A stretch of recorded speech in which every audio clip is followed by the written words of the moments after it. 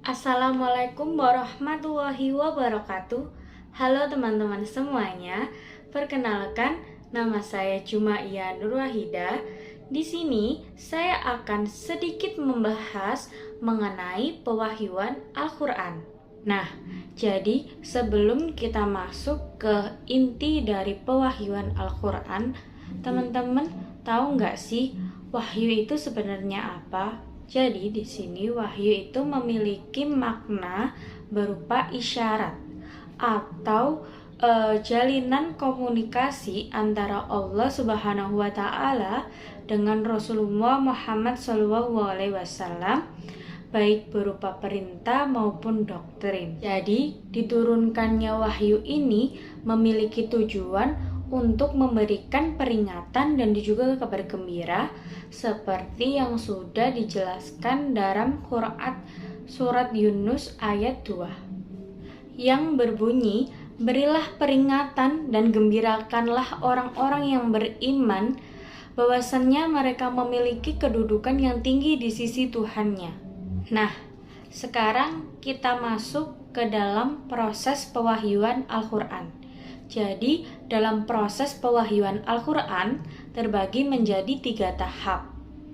Jadi, tahapan yang pertama diturunkan di Lauhul Mahfudz, dan tahapan yang kedua dari Lauhul Mahfudz ke Bait Al-Izzah, dan tahapan yang ketiga dari Bait Al-Izzah diturunkan ke Nabi Muhammad SAW baik melalui perantara malaikat Jibril maupun secara langsung melalui mimpi.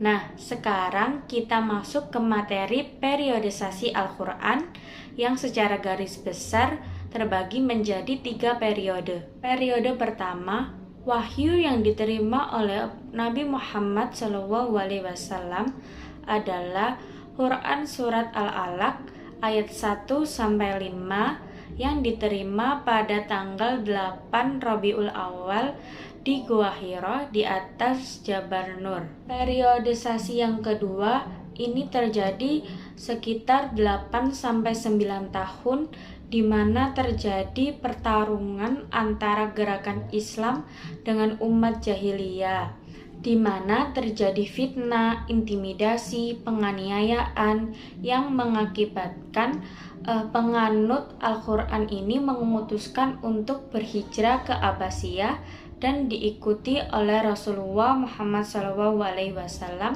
yang akhirnya berhijrah ke kota Madinah. Periodisasi yang ketiga berlangsung selama 10 tahun di mana dakwah Al-Qur'an mulai meraup prestasi yang besar, di mana para penganutnya mulai bebas berdakwah di kota Yastrib, Madinah. Untuk materi yang terakhir adalah mengenai hikmah dari diturunkannya wahyu secara bertahap.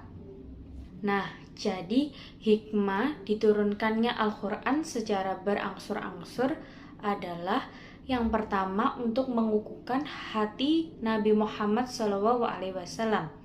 Dan yang kedua adalah agar mempermudahkan Nabi Muhammad SAW untuk berinteraksi dengan kaumnya sesuai dengan kondisi pada saat itu.